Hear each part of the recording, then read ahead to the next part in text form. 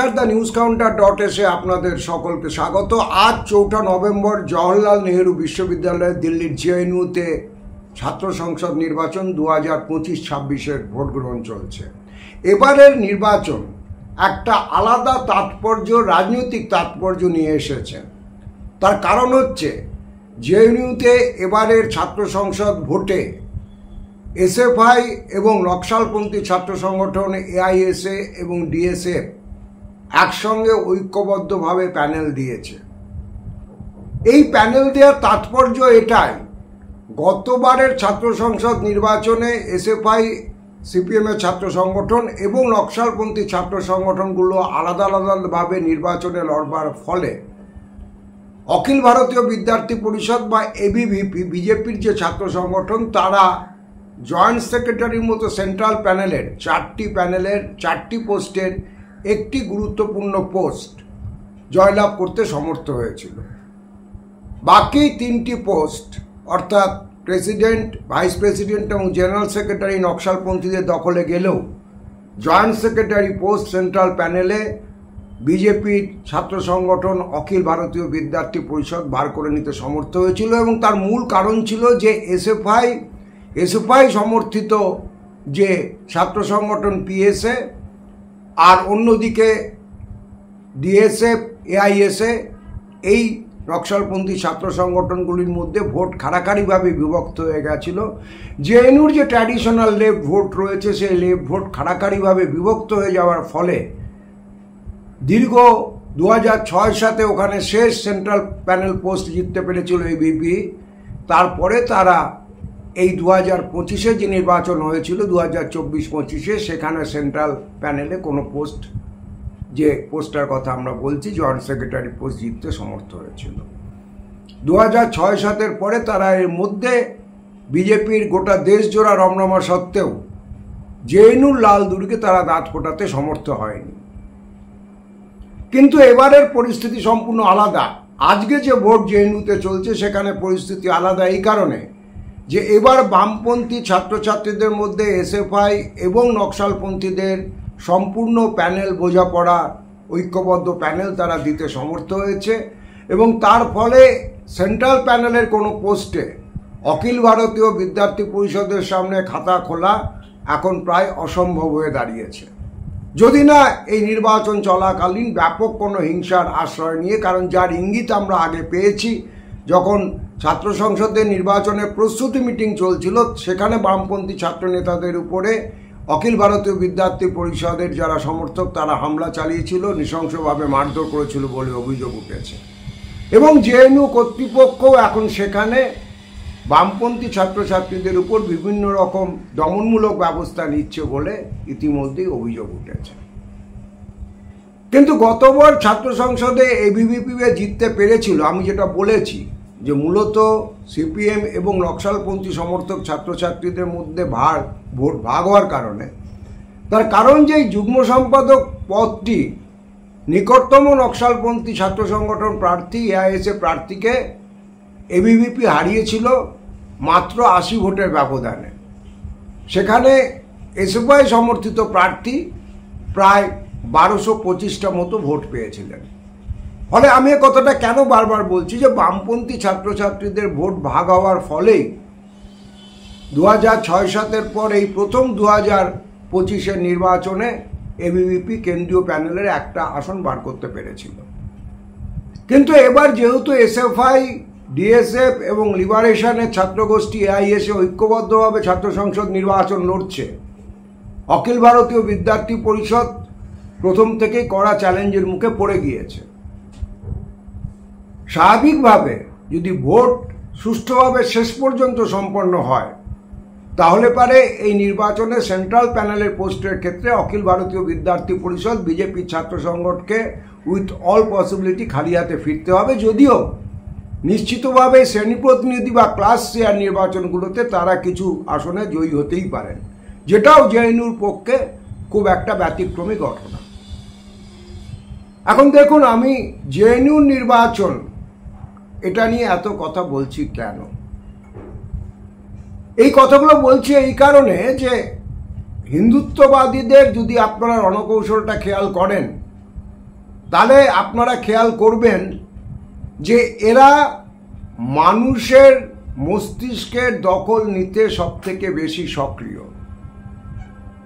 অর্থাৎ এই অখণ্ড হিন্দুস্তানের যে ধারণা, যার আড়লে কার্যত কর্পোরেট লুট সংগঠিত হচ্ছে, সেটাকে তার প্রয়োজনীয় দার্শনিক যে ভিত্তিভূমি, চিন্তাভাবনার পক্ষে যে ভিত্তিভূমি, কখনো সংখ্যালঘু জাতিসত্তাকে, কখনো জাতপাতের ভেদাভেদকে, কখনো বেআইনি অনুপ্রবেশের ইস্যুকে সামনে টেনে এনে যে মূল সমস্যাগুলো আড়াল করবার জন্য যে দর্শন নির্মাণ করতে হয়, মানুষের মগজের যে দখল নিতে হয়, যে দখল জার্মানের মতো তথাকথিত একটা শিক্ষিত দেশেও হিটলার নিতে সমর্থ হয়েছিলেন এবং হিটলার প্রায় 37% ভোট পেয়ে সরকার তৈরি করেছিলেন। তারপরে তিনি ফ্যাসিবাদ কায়েম করেন। ইতিহাসের এই কথা আমাদের মনে রাখতে হবে। সুতরাং সেই জায়গা থেকে যেখানে যেখানে বিকল্প চিন্তা, বিশেষ করে সমাজবিজ্ঞানের ক্ষেত্রে যেখানে যেখানে প্রতিরোধ আসে, আজকে আরএসএস বিজেপি যে ডিজাইন, সেই প্রতিরোধের ঘাঁটিগুলোর উপর তারা আক্রমণ চালানোর নীল নকশা তৈরি করেছে। এবং এই লড়াইটা গুলি বোমা বন্দুক দিয়ে লড়া যায় না। অবুঝমারে, ছত্তিশগড়ে, দণ্ডকরণে, দান্তেওয়াড়ায় গুলি বন্দুক বোমা নিয়ে লড়াই করা যেতে পারে, কিন্তু মানুষের চিন্তা ভাবনার যে প্রতিরোধ, সেটাকে দখল নিতে হলে এই প্রতিরোধের যে অগ্রবর্তী ঘাঁটি, তার দখল নেওয়াটা জরুরি হয়ে পড়ে। দিল্লি বিশ্ববিদ্যালয়, যেটা কংগ্রেসের একটা সময় ঘাঁটি ছিল, কংগ্রেস তার যতই স্বৈরতান্ত্রিক অতীত থাকুক না কেন, সামাজিক গঠনের ক্ষেত্রে সোশ্যাল ফেব্রিক্সের পক্ষে তারা একটা প্রোটেকশন দেওয়ার চেষ্টা করে এসেছিল। কিন্তু দিল্লির সেই বিশ্ববিদ্যালয়ের ঘাঁটি এনএসইউ বা কংগ্রেসের যে ছাত্র সংগঠন, তারা গত নির্বাচনে রক্ষা করতে পারেনি। এবিভিপি সেখানে সুইপ করে গেছে। স্বাভাবিকভাবেই রক্তের স্বাদ পাওয়া বাঘের মতো জেএনইউর জন্য অখিল ভারতীয় বিদ্যার্থী পরিষদ আর লিভিং নো স্টোন আনটার্ন, যাতে বিকল্প ইতিহাস চিন্তা, বিকল্প সমাজবিজ্ঞান চিন্তা, বামপন্থী চিন্তার যে অগ্রবর্তী ঘাঁটি, সেটা জেএনইউ হোক অথবা যাদবপুর হোক, তার উপরে আক্রমণ নামছে।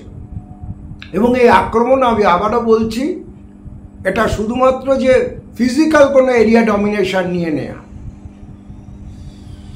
তা নয়, এটা হচ্ছে মানুষের মননের জগতে দখল নেওয়ার লড়াই। এটা দৃষ্টিভঙ্গি লড়াইয়ের প্রশ্ন, এটা দর্শনের দখলের প্রশ্ন। কারণ সংঘ পরিবার গত কয়েক দশক ধরে সক্রিয়, যে সক্রিয়তা এখন বেড়েছে, তারা ভারতবর্ষের ইতিহাসকে নতুন করে রিরাইট করতে চাইছে। এবং এই রিরাইট করার লক্ষণ হিসেবেই এখানে স্টেশনের নাম বদলায়, এখানে শহরের নাম বদলায়, তার সঙ্গে সঙ্গে ইতিহাসের ন্যারেশন বদলানো হয়। এবং এই ইতিহাসের ন্যারেশন এমনভাবে সেট করা হয়, যেখানে রানা প্রতাপের সঙ্গে আকবরের যুদ্ধ হিন্দু এবং মুসলমানের যুদ্ধ হিসেবে প্রতিহত হয়।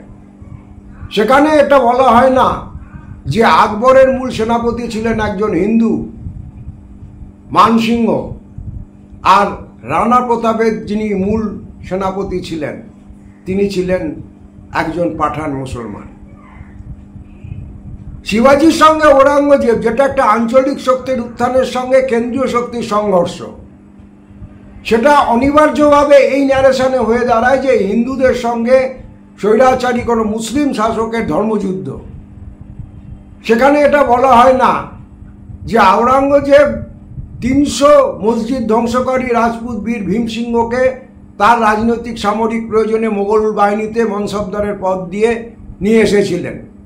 ভীমসিংহকে 3000 মনসবদার দিয়ে ঔরঙ্গজেব মোগল সাম্রাজ্যের পক্ষে নিয়ে আসেন।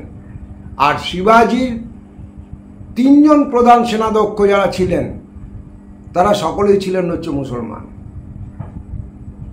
এখন এই তথ্য, এই কাহিনী, এগুলো যে বিকল্প ইতিহাস চিন্তা, বৈজ্ঞানিক ইতিহাস চিন্তা, যেখানে ভাবতে শেখায় যে ঔরঙ্গজেবের সঙ্গে শিবাজির লড়াই আসলে একটা আঞ্চলিক শক্তির সঙ্গে কেন্দ্রীয় রাজশক্তির লড়াই। তার কোথাও কোথাও যদি সাম্প্রদায়িক ওভারটোন চলেও আসে, তার পিছনেও বস্তুগত কারণ ভিন্নতর। এখন এই কাহিনী সামনে এলে পারে হিন্দুত্ববাদীরা যে ন্যারেশন সেট করতে চায় সেটা গোলমাল হয়ে যায়, এবং গোলমাল হয়ে যায় বলেই কে ছিলেন শিবাজির মতো একটা তথ্যনিষ্ঠ পুস্তক, আমি শিবাজির উপরে অত সুন্দর ছোট অথচ বৈজ্ঞানিক দৃষ্টিকোণ থেকে লেখা শিবাজি সম্পর্কে এত নির্দিষ্ট ইতিবাচক বই, কিন্তু সেখানে যেহেতু তিনি ওই হিন্দু মুসলিম যে বাইনারি সেটাকে পোর্ট্রে করেননি, বরঞ্চ শিবাজিকে একজন আঞ্চলিক প্রকৃত দেশপ্রেমিক হিসেবে পোর্ট্রে করেছেন। গোবিন্দ পানসারে হিন্দুত্ববাদীদের বুলেটে খুন হয়ে গেছেন। কে ছিলেন শিবাজির লেখক? গোবিন্দ পানসারে। কিন্তু বিষয়টা হচ্ছে যে যারা এই ন্যারেশনটাকে তৈরি করতে চায় তারা ভালো মতো জানে যে একজন বা দুজনকে ব্যক্তিগতভাবে বুলেটে ঝাঁঝরা করে দিয়ে এই চিন্তার মৃত্যু ঘটানো যাবে না। বিকল্প এই চিন্তা, ইতিহাসের বস্তুবাদী এই চিন্তা, সমাজবিজ্ঞানকে সঠিক দৃষ্টিকোণ থেকে দেখবার এই চিন্তা, সেটাকে যদি আটকাতে হয় তাহলে মানুষের মস্তিষ্কের পুরোপুরি দখল নিতে হবে, যেটা ছিল হিটলারের প্রচার সহযোগী গোয়েবেলসের প্রচারের কথা। এবং সেই জন্যই দার্শনিক ক্ষেত্রে, চিন্তার ক্ষেত্রে, মননের ক্ষেত্রে যদি বিকল্প কোনো ঘাঁটি থাকে, যে শাসক দলের চিন্তা, শাসক দলের ভাবনা, শাসক দলের প্রচার করা যে মিথ্যা ইতিহাস, তার সঙ্গে হ্যাঁ হ্যাঁ বলা সঙ্গের ভূমিকায় নামতে রাজি না, সেটা যাদবপুর হতে পারে, সেটা জেএনইউ হতে পারে, সেখানে আক্রমণ আসবে, এটা স্বাভাবিক। এবং আরও চিন্তার বিষয় এই কারণে যে জেএনইউ থেকে যারা পাস আউট হয়ে বেরিয়েছেন তারা অনেকে বামপন্থী রাজনীতিতে ঝাঁপ দিয়েছেন নিজেদের উজ্জ্বল কেরিয়ারকে সরিয়ে রেখে। জেএনইউর দুজন পাস আউট সিপিআইএমের লিবারেশনের এবারে প্রার্থী হয়েছেন, যাদের মধ্যে একজন কেন্দ্রীয় শাসকের ছাত্র সংসদের কর্মকর্তা ছিলেন বিহারের নির্বাচনে। বামপন্থী নেতাদের মধ্যে অনেকেই জেএনইউ থেকে উঠে এসেছিলেন, এটা আপনারা জানেন। নির্মলা সীতারামন ছাড়া বিজেপি শিবিরে এখনো অবধি কোনো জেএনইউর ফিনিশ প্রোডাক্ট তারা শোকেস করতে পারছেন না।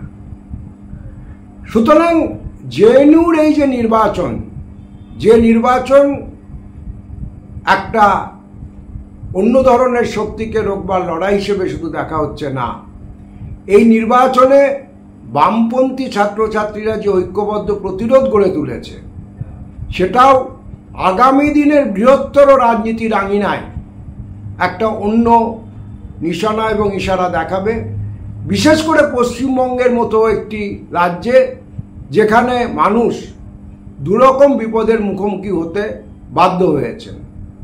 ফলে গোটা দেশ, তাদের সংবেদনশীল অংশ নিশ্চিতভাবেই জেএনইউ নির্বাচনের ফলাফল কি হতে চলেছে সেটা সেদিকে তাকিয়ে থাকবে।